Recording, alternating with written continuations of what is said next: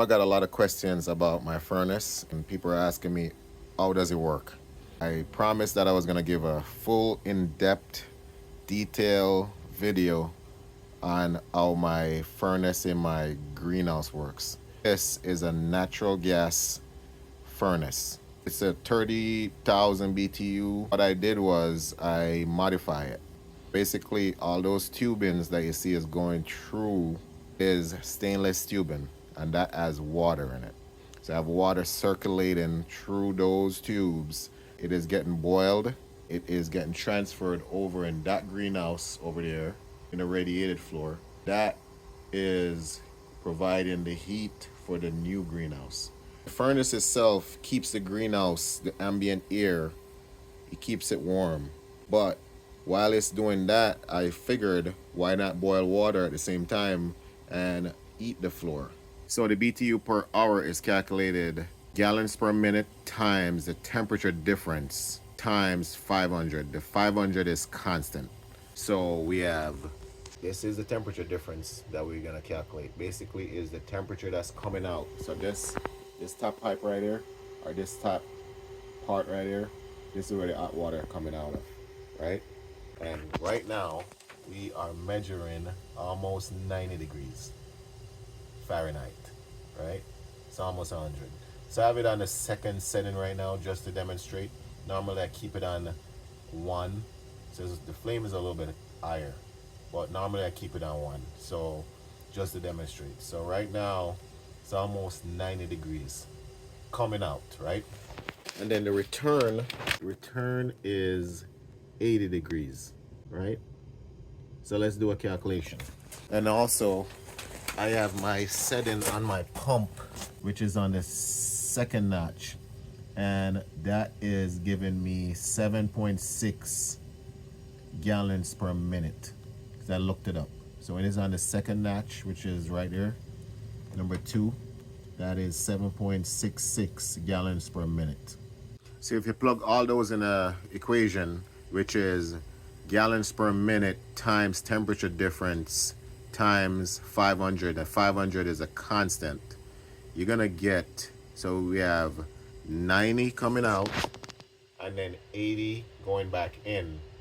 So if you plug all that in times the gallons per minute, which is 7.66 times the 500, you're gonna get almost 38,000 BTUs.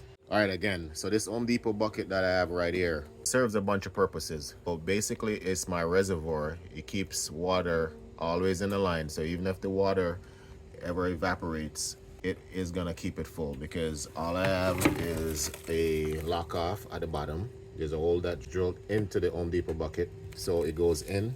Water always stay in it, and this is the line that goes in. So this is an inline, right? So water is always gonna go in. It goes into this pump, which right now is set to 7.6 gallons per minute. That's the second setting on it, right? Water goes into the pump, and the arrow right here, see that arrow? It pumps and it comes all the way around. Goes into this one, it goes into this one, it goes in at the bottom, right? The cold water is getting boiled at the bottom, and obviously it's gonna go up. It's the lighter water, which is the hotter water, is gonna go up, and that's what coming out of here right now, and that's what you're reading. So this is the water. It's almost 100 degrees. So that's the water that's coming out right now, really hot. And then that is going down. It's going down here, and then that goes all the way down into the new greenhouse in the radiated floor. So all the radiated pipes that I showed when I was creating the new greenhouse, that's the hot water, almost 100 degrees going down there, right? Then it returns and it comes back up, and that's what I'm reading over here. So right now the temperature even went up a little bit more because I have it on the second setting, 83 degrees. That's pretty warm, right? Then what it does is it goes around this box that I have in the greenhouse, and I have some radiated fins at that corner over here, that corner here, and this corner over here. I'm gonna show you this one over here because it's easier to show. So that's the fin right there. Hot water goes in it, and the heat radiates out and it comes all the way back, and then this pipe right here, that's it, it goes right into this T and the cycles continue. Goes right back around. Now this bucket right here, the reason why I have this bucket here, like I said, is multiple reasons. It's to keep the line filled with water, because I leave this open, right? So if there's any evaporation, water is gonna always be in the line, right? The next thing that it serves, it is a pressure release valve.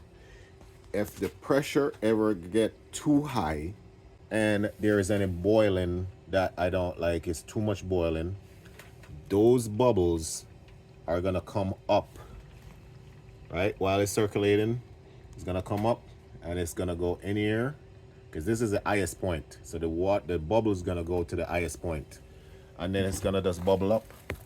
So it can never be pressurized, right? Only way it could be pressurized is if I shut this off and the furnace kept going and kept boiling and kept boiling, then it will be pressurized. But right now, it will never be pressurized because this is open. If it ever gets too hot or too much pressure, the bubbles or the pressure is gonna release, and this is always off. It's not really closed. I just place it right here, right? So basically, that's the system in a whole. I have a pump, I have my pressure release, and a reservoir to keep the line filled. So that is how the radiated floor works, and that's how I keep these plants looking this beautiful, because like I said, there's a radiated fin in the back over there, there's a radiated fin over here, and then this is the one in this corner over here. So that's how I keep all these plants so nice and warm in Connecticut. And we have citrus growing in the ground, and as you can see, we got some citrus on them. So this is a kumquat, and these are very finicky. They need like a constant temperature. So yeah, so hopefully you guys could try this. It is very easy to create.